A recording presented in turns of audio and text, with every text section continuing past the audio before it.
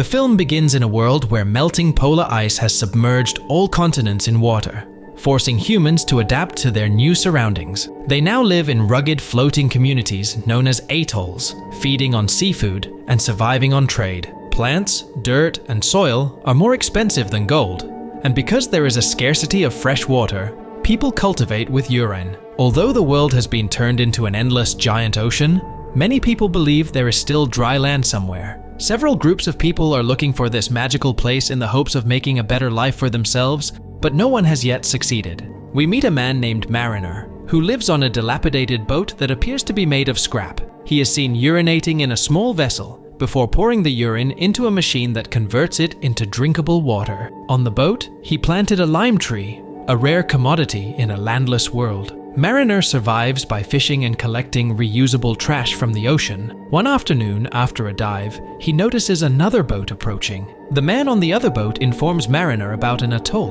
where he obtained a variety of supplies and wishes to trade them. When Mariner discovers that the man expects nothing in return, he begins to question him. He quickly realizes the man has stolen all of his belongings. Simultaneously, a group of smokers arrives on jet skis and attacks them. Despite being made of scrap, Mariner's boat is fast and allows him to escape, while the other man is apprehended by the smokers. Following that, Mariner arrives at the atoll, which is a floating city surrounded by tall metal walls. At the gate, he says he's there to trade his belongings. Inside, he reveals that he has genuine dirt for trade, which is extremely rare. Seeing this, the people of the atoll offer him 124 chits in exchange for a jar of dirt. He then uses the chits to buy a dirty tomato plant and some other scraps from a woman named Helen. After the trade, he is returning to his boat when a family approaches him and asks him to impregnate their daughter, but he declines. They believe he is insane for refusing to accept a woman, so they order the locals to stop him.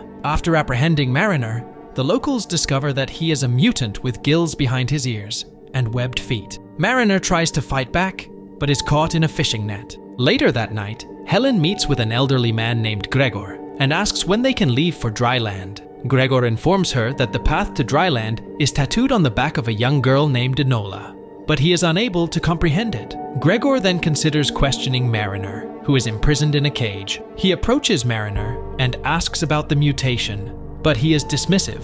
Only when Gregor shows Mariner a picture of the tattoo does he appear interested. Mariner wants him to open the cage in exchange for the information, but Gregor is prohibited from doing so. The following day, the locals decide to drown Mariner in the swamp pit by lowering his cage. At the same time, an army of smokers led by Deacon arrives to assault the atoll. They are also looking for the mythical dry land and want to find the little girl who knows the way. Soon after, the smokers encircle the atoll and start shooting with large machine guns, killing several of the residents. Finally, the smokers on jet skis enter the building via self-built ramps. Inside, Gregor fills a balloon and accidentally flies away, abandoning Helen and Enola. Meanwhile, Mariner attempts to break free, but his cage collapses, causing it to gradually shrink. Helen sees this and rushes to his aid. She agrees to help him, but only if he takes her and Enola with him, which he accepts. Following this, he instructs the girls to open the gate while he starts his boat. Unfortunately, the gate gets stuck,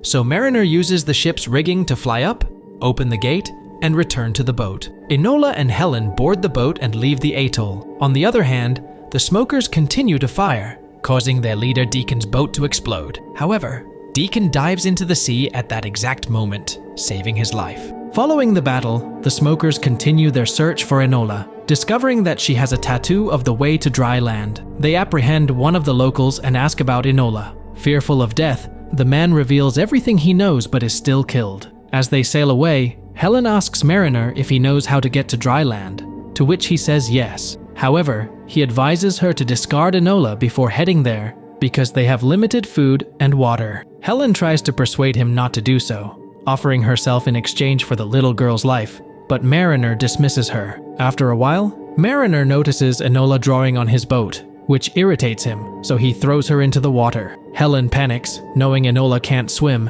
and dives in to save her. Mariner appears to abandon the two in the water before returning to pick them up. As soon as they board the boat, the smokers arrive in a plane and start shooting at them. While Mariner goes down to retrieve his weapon, Helen rushes to the large spear gun and fires it without his permission. As a result, The plane is now tethered to the boat by a metal rope and begins to circle it, tangled in a web. When the mariner notices this, he rushes up to cut the rope and free the boat, while the smokers do the same. The smokers successfully shoot the rope and fly away, while Mariner swings off and lands in the water. He's furious with Helen for destroying the boat, so he cuts her and Enola's hair as punishment. Deacon, on the other hand, makes a guess about their location and sends his men to find Enola. While sailing, they come across a drifter who admits to possessing some important papers and offers to exchange them for Helen. Helen refuses, but Mariner accepts. The drifter transports Helen to his boat.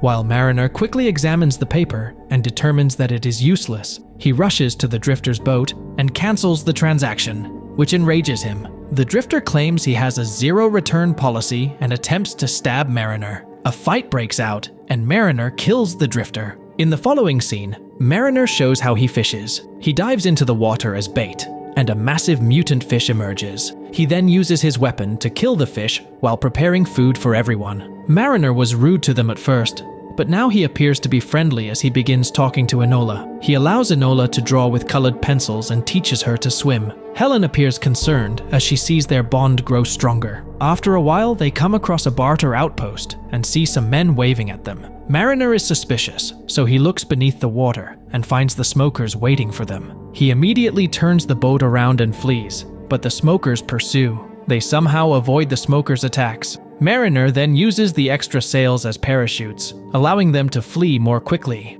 Once they're safe, Mariner forces Helen to reveal the truth about Enola's tattoo. She explains that the tattoo represents the path to dry land. When Mariner hears this, he claims that dry land is a myth, but she doesn't buy it. As a result, he chooses to show her. He puts Helen in a large bubble and submerges her. He can breathe through his gills, so he transports her deep into the ocean and shows her the past world, which is completely submerged in water, shocking her. Meanwhile, Enola is waiting for them on the boat when she notices something in the water and hides. When Mariner and Helen reach the surface, they find that they have been apprehended by the smokers. Deacon coerces them into telling him about Enola, but they both stay silent. Deacon then shoots into the air, pretending to kill them, and Enola emerges, but is quickly apprehended by the smokers. Deacon orders his men to kill Mariner and Helen, but they manage to escape by diving into the water. Helen says she can't hold her breath for long, so Mariner says he'll breathe for her.